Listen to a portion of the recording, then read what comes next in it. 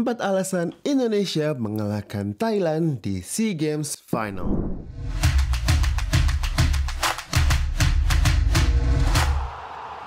Kembali lagi bersama Football United. Kali ini kita akan membahas 4 alasan mengapa timnas Indonesia berhasil mengungguli Thailand dalam final SEA Games kemarin. Pertandingan bersejarah dan penantian kita 32 tahun untuk meraih gelar juara akhirnya terjadi juga. Yang bikin gue sendiri terharu karena seumur hidup baru sekali ini melihat Indonesia menjadi juara. Tapi sebelumnya jangan lupa like dan subscribe channel kita Football United untuk tahu berita-berita terbaru tentang sepak bola khususnya Manchester United atau Indonesia.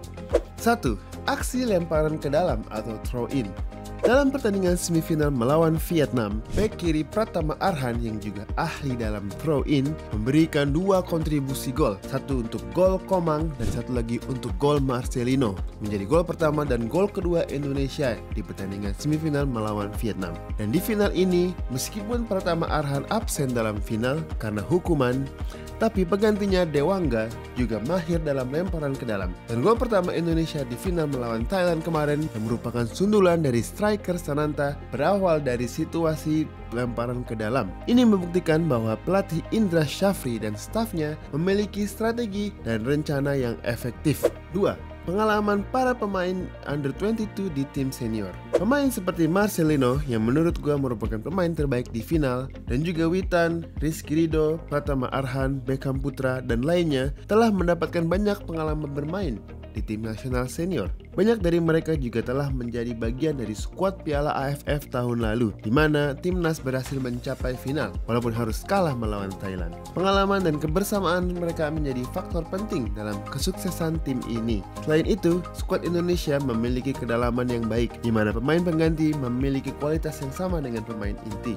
Sebagai contoh, Pratama Arhan di final digantikan oleh Dewangga di posisi bek kiri, tapi performanya juga seimbang. Dan striker Sananta yang mencetak 2 gol juga digantikan oleh Irfan Jauhari. Tapi serangan timnas tetap gacor, tetap membuahkan hasil, bahkan Jauhari malah mencetak gol juga. Hal ini menunjukkan bahwa timnas tidak tergantung pada 1 atau 2 pemain bintang saja, tapi banyak pemain lain seperti Taufani, Komang, atau Fajar Rahman yang juga turut berkontribusi dengan mencetak gol. Ini membuktikan kali ini planning PSSI berkesinambungan. Skuad dipertahankan dari 2 AFF Cup terakhir dan juga banyak pemain-pemain muda bertalenta yang bermunculan dengan teknik-teknik yang bagus. Juga bukti bahwa player development di Indonesia membaik. Karena banyaknya pemain-pemain timnas under 22 yang sudah sering bermain bersama, terlihat bahwa mereka sudah punya cohesion dan kerjasama yang baik karena sudah sering bermain bersama. 3. Keputusan yang tepat dari pelatih Indra Syafri. Selain memanfaatkan lemparan ke dalam yang menghasilkan 2 gol di semifinal dan 1 gol di final, Indra Syafri juga membuat keputusan cerdas dalam mengganti pemain. Bukti nyata dari hal ini adalah ketika Beckham Putra dan Jauhari, 2 pemain pengganti yang keduanya berhasil mencetak gol. Khususnya bagi striker Irfan Jauhari yang masuk menggantikan Sananta yang sudah mencetak 2 gol, ini merupakan tugas yang berat. Tapi Jauhari berhasil menjalankan tugasnya dengan baik. Tidak hanya dengan mencetak gol ketiga Indonesia yang membalikkan momentum Indonesia, tapi juga Jauhari tidak kenal lelah dalam mempres back Thailand. 4. Thailand self-destruct. Setelah berhasil menyamakan kedudukan dengan dramatis di menit ke-97, di saat timnas Indonesia lengah karena salah sangka peluit wasit, staf Thailand malah berantem dengan staf timnas. Dan ini bikin tim Thailand terlalu emosional dan menjadi berbuat kesalahan di menit pertama extra time. Padahal saat itu Indonesia sedang down-downnya setelah kebobolan di menit terakhir. Dan dari kesalahan back Jonathan Kemdi, Irfan Jauhari berhasil mencetak gol indah. Dan seperti gue bilang tadi, membalikkan momentum Indonesia. Dan setelah gol indah dari Jauhari terjadi, tim Thailand semakin terlibat kerusuhan dan terlibat perkelahian dengan staf Indonesia. Akibatnya, kiper Thailand Soponwit Rakyat dan bek Indonesia Komang Teguh masing-masing mendapatkan kartu merah. Ini merupakan keberuntungan yang berpihak kepada Indonesia karena pelatih Indra Syafri telah menambahkan bek tengah Muhammad Ferrari di akhir babak kedua. Sehingga kehilangan Komang tidak terlalu berpengaruh karena timnas malah bisa kembali bermain formasi dengan 4 bek. Sementara Thailand harus mengganti pemain tengah mereka dengan kiper cadangan. Dalam keadaan tertinggal 3-2 dan menghadapi ketimpangan jumlah pemain, Thailand akhirnya bermain frustrasi dan mendapatkan 2 kartu merah tambahan. Satu untuk bek Jonathan Kennedy dan satu lagi untuk striker Terasa Kwepmai.